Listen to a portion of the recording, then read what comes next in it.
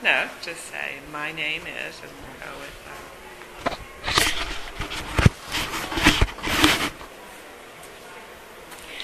My name is Joan Zekas.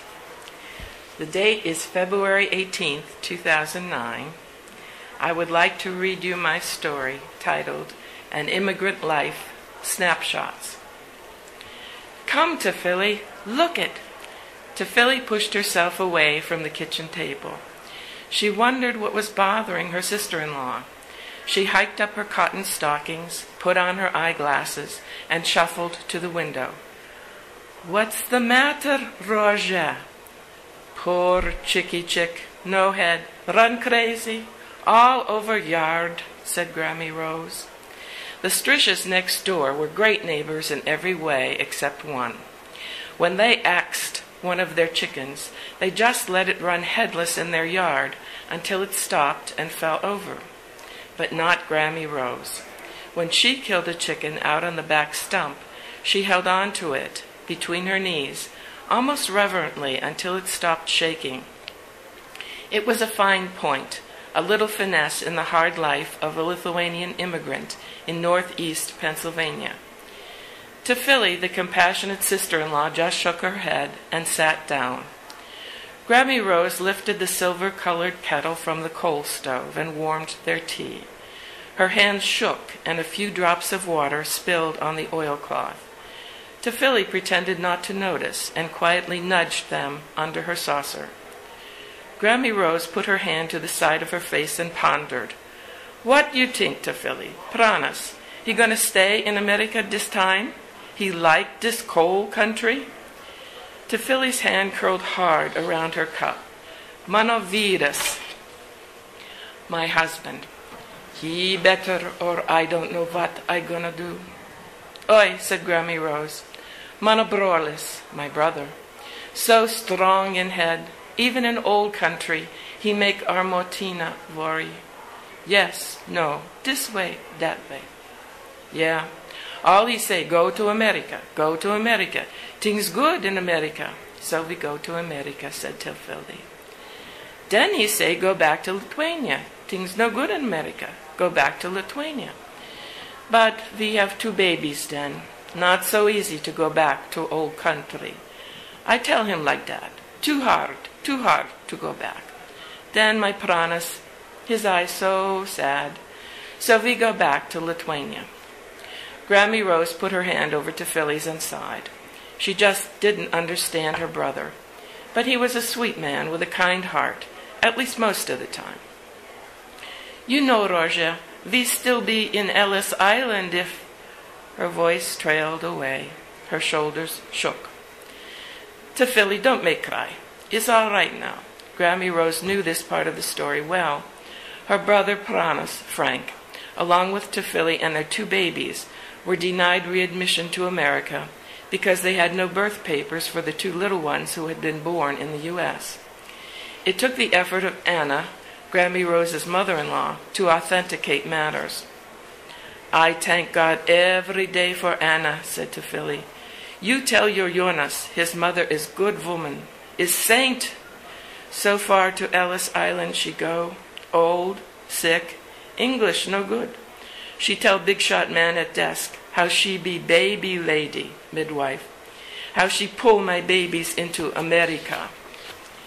God bless Anna, the 2 women said in unison.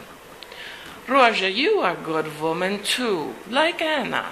We make you squash, like sausage. No room to move, 4 more people in house. But where would we go? I see big shot man when I close my eyes and I shake. So, we be sausage, pronounced Grammy Rose.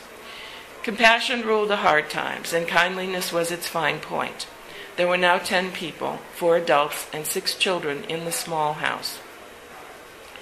The stove cast a rosy tint on their faces. Grammy Rose went over, shook down the ashes, and shoveled in more coal.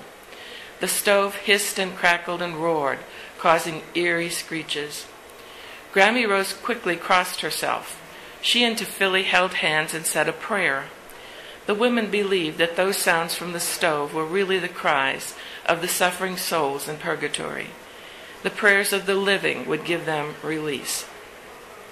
A staccato rap on the kitchen window caught the women's attention. This was on the lavager's side of the house. Grammy Rose set aside the pot of petunias and pushed up the sash. A wooden spoon with steam rising was thrust through the opening. "Roja, what do you think?" Anelka Lavage used Grammy Rose as her official taster. "My piccalilli, more sugar?" Grammy Rose ran the wooden spoon under her nose, sniffed, then tasted the piccalilli. "Is nice, Anelka. I think is good." "Roja, I see mailman come. You get letter from Martha?" Martha was Grammy Rose's sister, the only sibling who remained behind in Lithuania. Grammy Rose, her eyes bright with tears, shook her head. "No." "Sorry, Roja." Slow, slow, slow, she closed the window, blinked back her tears, and sat down. "Oi, oi, oi, it's time." Grammy Rose shot up from the table. The men were coming to double-check the measurements of the house, and Grandpa John was due any minute from the mines. There it was, the thump of footsteps on the porch, men talking back and forth in broken English. Grandpa John and the workmen arrived at the same time, but Grandpa John stayed on the porch. Blackened bits of coal dust slurried in the water bucket as he washed his hands and face. The men surveyed the house and made long lists of notes. Grammy Rose could hardly believe it. It was really and truly going to happen. The house was going to be razed. Grandpa John had finally saved enough money to raise up their coal company house. Each week he checked and double-checked his pay to be sure that the mine bosses had not cheated him, a not yet fully literate American. Day by day, Grammy Rose readied the house, packing up the dishes and hanging old carpets over the windows to keep out the dust. Then at last, the big day. All the children were wide-eyed, watching the burly men troop into the yard. The kids had to be shooed away again and again, till Grammy Rose, in exasperation, sent them next door to the Lavages. She and Tefilly stationed themselves on the front sidewalk. Their husbands were, of course, at work, far beneath someone else's house, digging coal. One by one, the men rolled their jacks into the yard. The foreman called out the positions. When all the jacks were in place under the house, the foreman blew his whistle. The men stood at attention.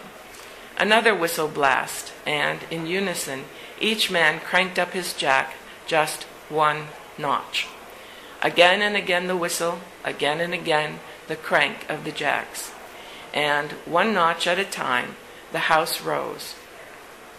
143 South Empire Street was sitting high and sassy. Peering at the uprooted house through the Lavages' windows, the children made big O's with their mouths. Next came the digging, the back-breaking work of unearthing the new floor. The workmen wiped slick beads of sweat from their brows as they dug. Mounds of dirt piled up in the yard, dirt destined for a vegetable plot in the rear. Over time, the men got it all done, erecting the new joists, pouring concrete for the foundation, sawing and nailing the wood for the steps, and putting in the window for the coal chute. It was a proud day when Grandpa John could walk down his own cellar steps.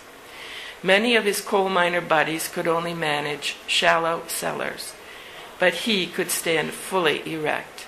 He made sure of that. After 12-hour days spent hunched over in a coal mine, he could stand tall in his own home. It was a fine point.